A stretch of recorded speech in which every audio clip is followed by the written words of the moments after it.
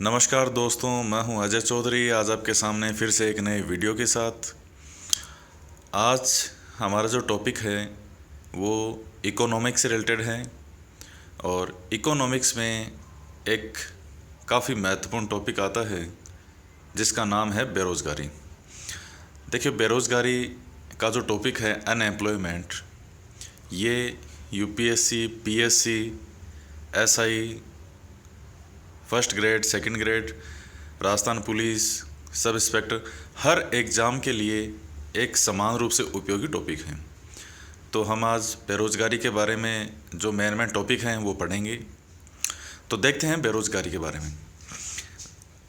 देखिए, बेरोज़गारी वो नाम है जिससे आज का युवा बहुत अच्छे से परिचित है।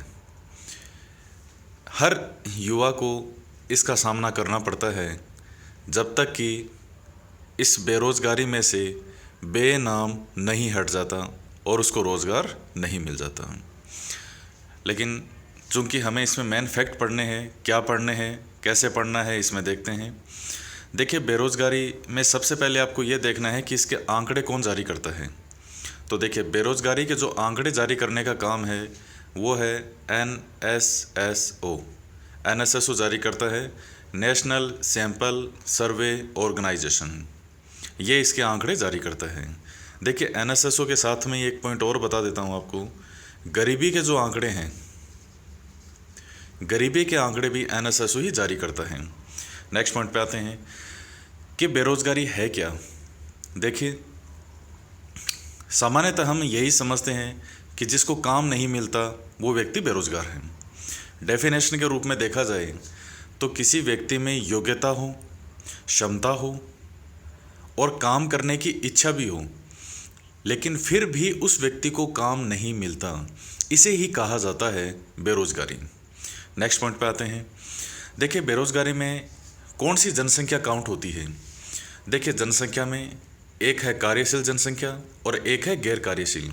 कार्यशील जनसंख्या में 15 साल से 64 साल, ये जो आयु है ये कार्यशील जनसंख्या की मानी जाती है कि इस उम्र के जो लोग हैं वो कार्य करने में सक्षम होते हैं, रोज़गार प्राप्त करने में सक्षम हैं। गैर कार्यशील में 15 साल से कम, यानी 15 वर्ष से जो कम है वो बालक ही समझे जाते हैं, वो क्या काम करेंगे। और 64 साल से ज़्यादा, तो ये बुजुर्गावस्था है, इसमें यह माना जाता है कि 64 साल से जो ज़्यादा है उसको गैर कार्यशील में ही माना जाता है सामान्यतया।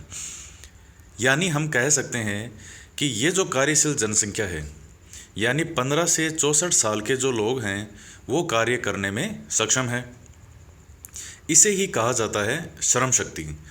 श्रम शक्ति से मतलब है कि इतने जो लोग हैं ये इस आयु के बीच के, ये लोग श्रम शक्ति माना जाता है। यानी ये सब काम करने में सक्षम है, रोज़गार प्राप्त करने में सक्षम है।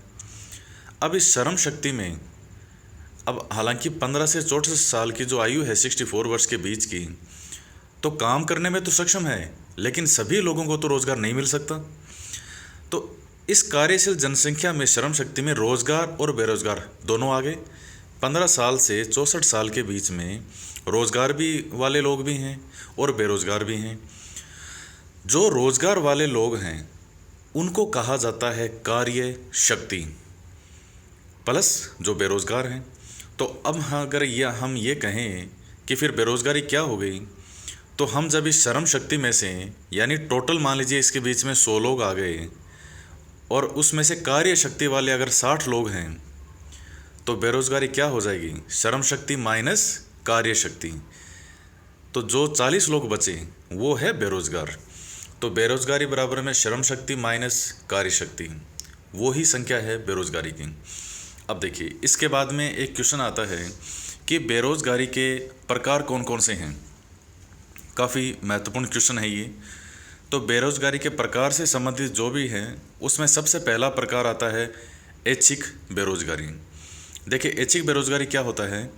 ऐच्छिक बेरोज़गारी से मतलब है कि जो भी अभी मजदूरी की दर चल रही है वर्तमान में, और कोई व्यक्ति उस मजदूरी से संतुष्ट नहीं है।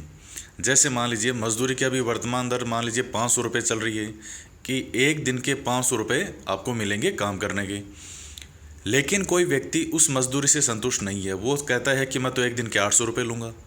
तो उसे काम नहीं मिलता, क्योंकि 800 रुपये कोई देगा नहीं।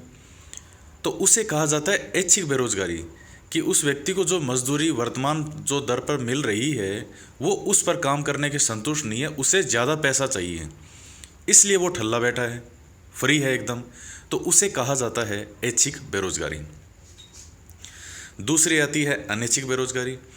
अनैच्छिक बेरोजगारी से मतलब ये है कि कोई व्यक्ति संतुष्ट तो है, उसको जो दर मिल रही है, मान लीजिए 500 रुपये मिल रहे हैं एक दिन के, वो सेटिस्फाई तो है, लेकिन फिर भी उसे काम नहीं मिल रहा है।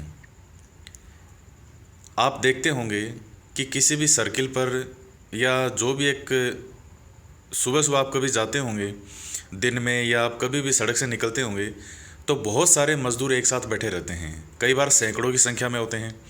वो सब काम करना चाहते हैं, 500 रुपये पर डे के हिसाब से काम करने को भी तैयार है। लेकिन मान लीजिए अगर 500 व्यक्ति आए हैं और आवश्यकता किसी को 100 व्यक्तियों तक ही है, तो बाकी के जो 400 हैं वो तो हो गए बेरोजगार, वो तो बेरोजगार रह गए, तो उनकी काउंटिंग होगी अनैच्छिक बेरोजगारी में। यानी काम भी करना चाहते हैं, वर्तमान में जो मजदूरी दर मिल रही है उससे संतुष्ट भी हैं, लेकिन फिर भी उनको काम नहीं मिल रहा। इसे खुली बेरोजगारी भी कहा जाता है। नेक्स्ट बात करते हैं आकस्मिक बेरोजगारी।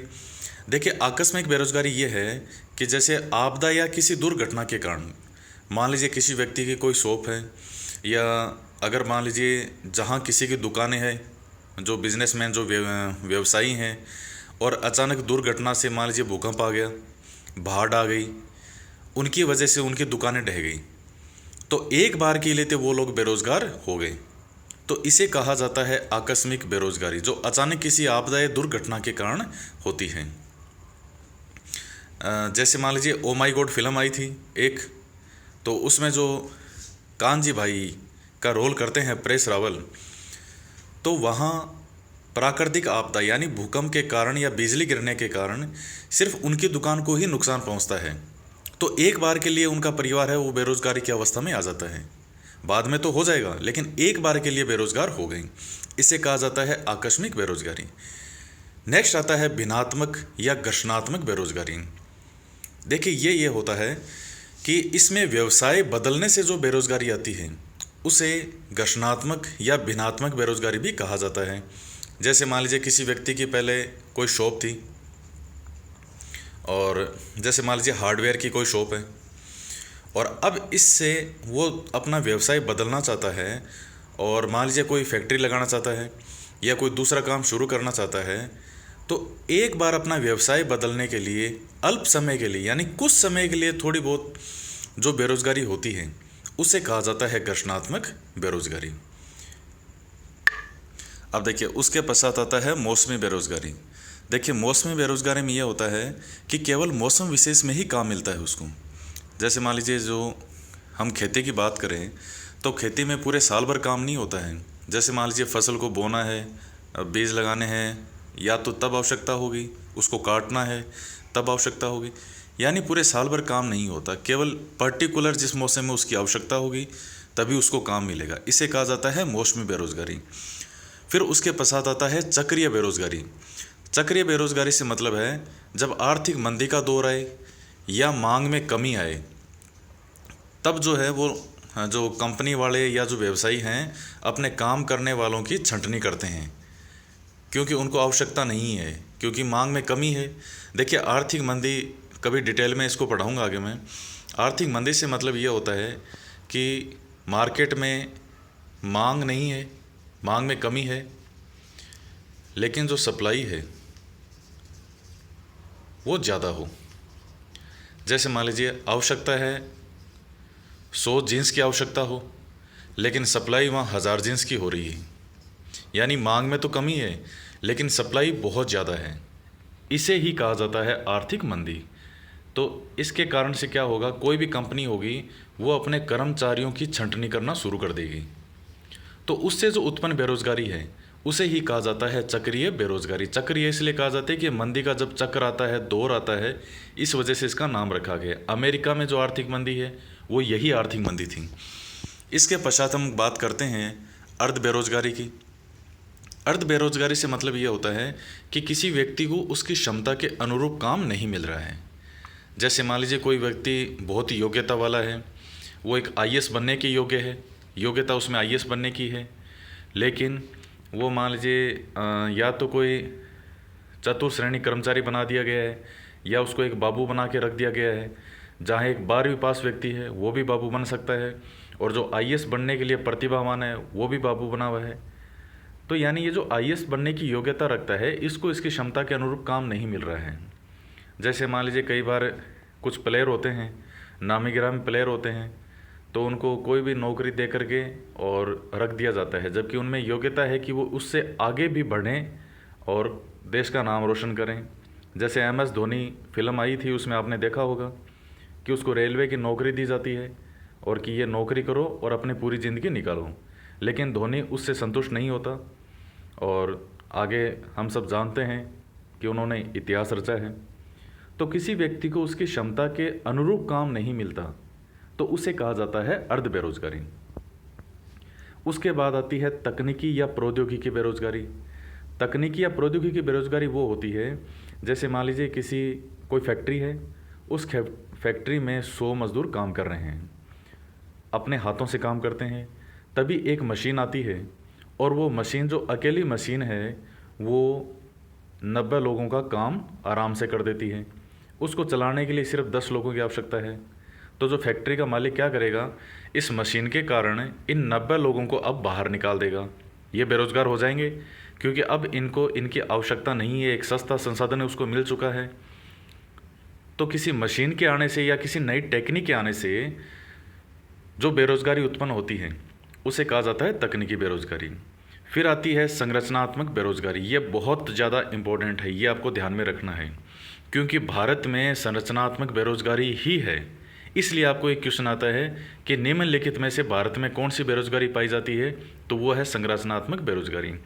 देखिए क्या होता है कि जब देश में संरचनात्मक परिवर्तन होता है तो उसके कारण जो परिवर्तन होता है, उसके कारण जो बेरोजगारी आती है, उसे कहा जाता है संरचनात्मक परिवर्तन के कारण होने वाली बेरोजगारी।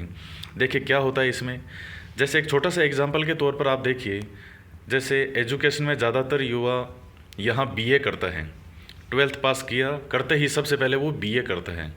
जबकि आज की जो डिमांड है, यानी संरचनात्मक परिवर्तन हो रहे हैं, इतने नए तरह के कोर्स आ गए हैं, इतनी नई तरह की नौकरी है, इतनी नई तरीके की सर्विस है, लेकिन चूंकि पुरानी जानकारी है, सिर्फ ग्रेजुएशन कर रखा है और आज के टाइम में इसकी उतनी वैल्यू नहीं है। बाकी जो नए दुनिया भर के बहुत कोर्स आ गए हैं, जैसे कंप्यूटर से रिलेटेड बहुत सारे कोर्स हैं, उनकी आवश्यकता है। BTech भी कितनी तरह के नए टेक्निक आ चुकी हैं, उनके कोर्स की आवश्यकता है, लेकिन वो सिर्फ यही करके बैठा है, तो अब इसलिए क्या है, बेरोजगारी है।